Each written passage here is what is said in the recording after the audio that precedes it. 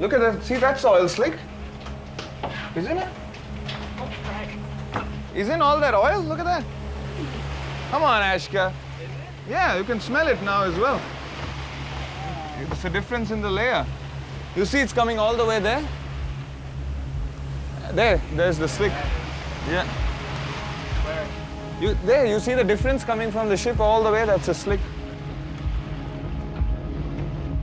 This is an image that comes from a satellite. It shows a ship, and it shows the path of oil behind that ship. Aerial surveillance shows an oil slick in the wake of a ship. This is evidence of a crime.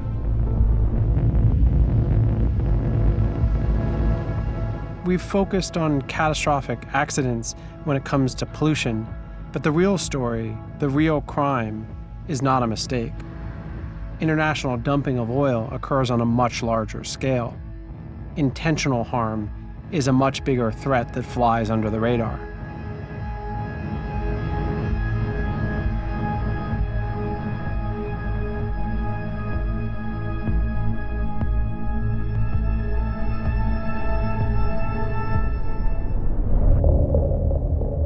Two-thirds of the planet is covered by water. It's our planet's wildest frontier, breathtaking as much as it is vital to all life. A place of discovery and endless reinvention, a metaphor for freedom, as well as a profoundly dystopian realm where the darkest of all humanities play out. Over 50 million people work at sea, and human rights and environmental abuses often occur with impunity. 6 of you. 6 people we are sleeping in here. So hot. This is, I've never ever seen this bad. My name is Ian Urbina. As a journalist, I've spent the past decade reporting from this lawless frontier. I run an investigative journalism organization called the Outlaw Ocean Project that reports about crimes happening in this space.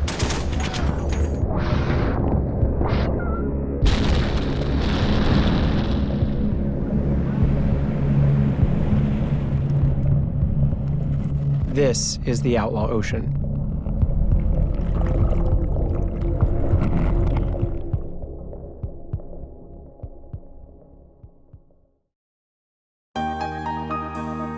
Launched in 2004, Caribbean Princess epitomizes style and grace.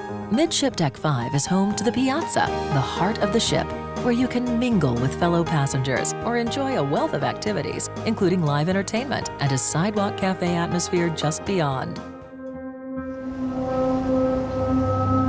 Cruise ships sell luxury, freedom, and escape.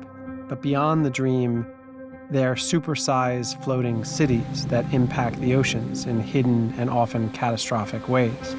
The idea that the biggest of them all, the richest of them all, is deliberately violating the entire maritime regime designed to protect the oceans, that's a big deal.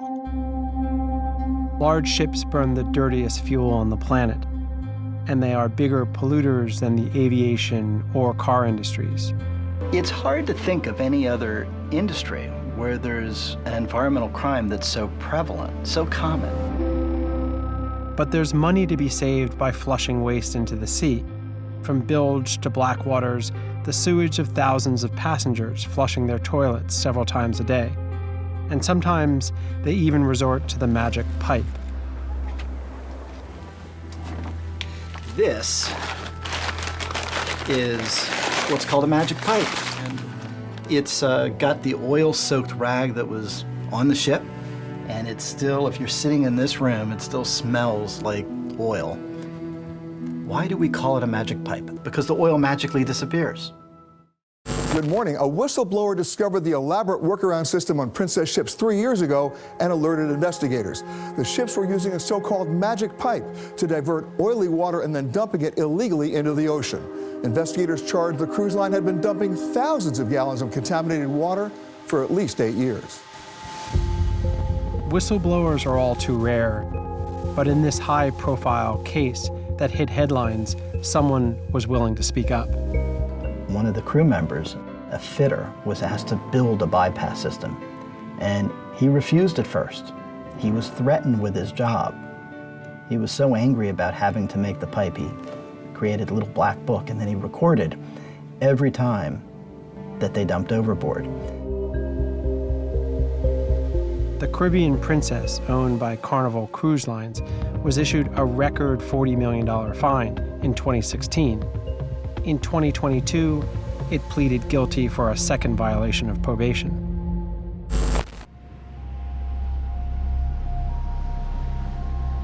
There's nobody out there on the high seas. There's nobody out there after dark except the crew members. And it does take the courage of one of those people, knowing that they may not ever work again in their chosen profession, to come forward and to report violations of law.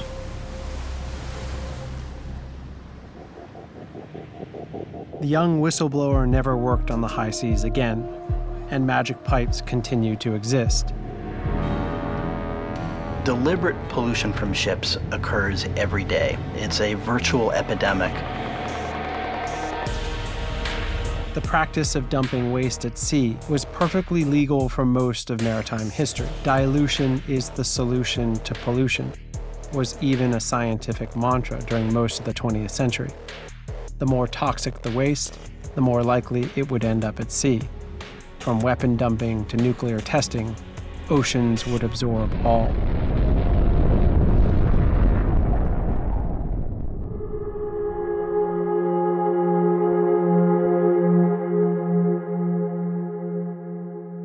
Often the waste that's in the ocean wasn't even dumped in the ocean at all. It was dumped on the land, it was dumped on the beach, it was dumped in rivers.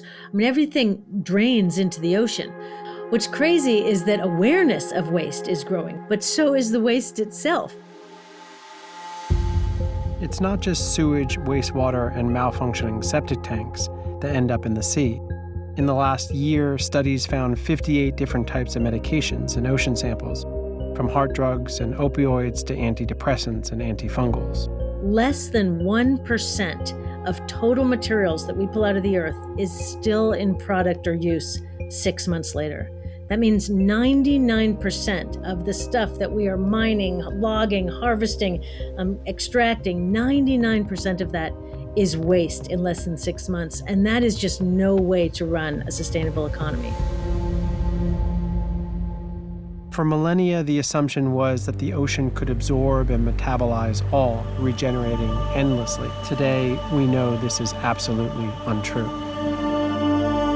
Oil companies compete with each other in taking the petroleum molecule apart and rearranging it into fabrics, cosmetics, weed killers, a whole galaxy of things.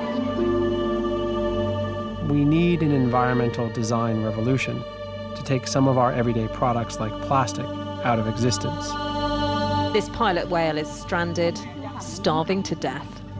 If the team leave it, it will drown. It cannot eat because its stomach is full of plastic. Rescuers know this whale won't be the last. With 8 million tons of bags and bottles clogging up our oceans, more animals will die.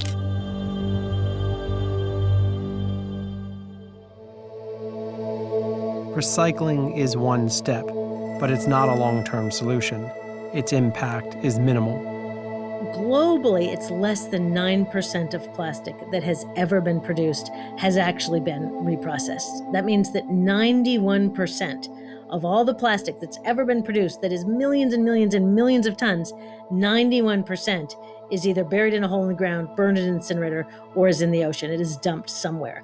Scientists estimate around 3 million tons of microfibers now pollute our oceans, even reaching Antarctica.